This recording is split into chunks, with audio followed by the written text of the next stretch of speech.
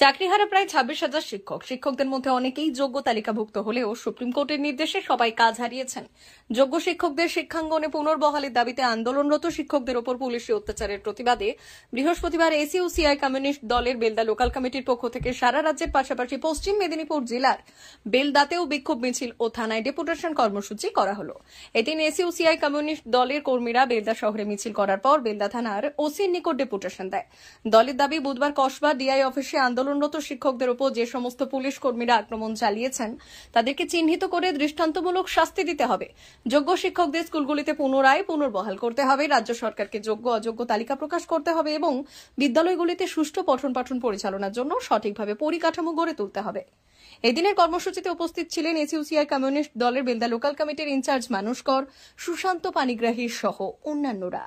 এটা অত্যন্ত সুপরিকল্পিত একটি চক্রান্ত, যে চক্রান্তের মধ্যে একটি গুরুত্বপূর্ণ উদ্দেশ্য হচ্ছে সরকারি শিক্ষা প্রতিষ্ঠানগুলোকে ধ্বংস করে দেওয়া। কারণ আপনারা প্রত্যেকেই জানেন, এই যে 26,000 শিক্ষক পদ বাতিল হয়ে গেছে, যারা আজকে 10 বছর ধরে বিভিন্ন সরকারি বিশ্ববিদ্যালয়গুলোতে চাকরির সঙ্গে যুক্ত ছিলেন, তারা পড়িয়েছেন, বেতন পেয়েছেন, সেই চাকরি পুরো প্যানেল বাতিল করেছে। তার কারণটা কি? না, কারণটা হচ্ছে পুরো প্যানেলটাই হচ্ছে বেআইনি, পুরো প্যানেলটাই দুর্নীতিগ্রস্ত। এই প্যানেলটা তৈরি করেছে কে? এই তৈরি করেছে এই রাজ্য সরকার ক্যাবিনেট। এরা কি জানতো না? প্রত্যেকেই জানতো। এই কেস আজকের নয়, এই কেস যখন গত বছর থেকে চলছে, তখন সুপ্রিম কোর্ট বারবার এই কথাটা বলেছে রাজ্য সরকারের কাছে যে আপনারা যোগ্য অযোগ্য তালিকা দিন। রাজ্য সরকার সেই তালিকা এখনো পর্যন্ত দিতে পারেনি।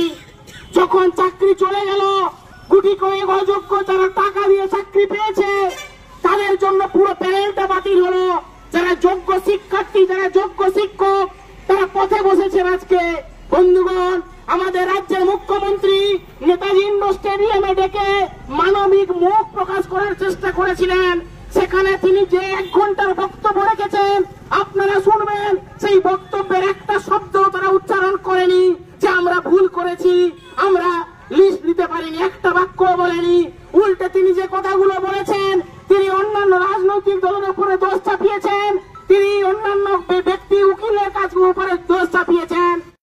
এসইউসিআই কমিউনিস্ট দলের পক্ষ থেকে গতকাল কলকাতার কসবা থানাতে যোগ্য চাকরি প্রার্থীরা যারা বিক্ষোভ দেখাচ্ছিলেন তাদের প্রতি পুলিশ যে নির্মম অত্যাচার করেছে, লাঠিপেটা করেছে, লাথি মেরেছে, এই ঘটনার প্রতিবাদে আমাদের প্রিয় দল এসইউসিআই কমিউনিস্টের পক্ষ থেকে আজকে সারা রাজ্য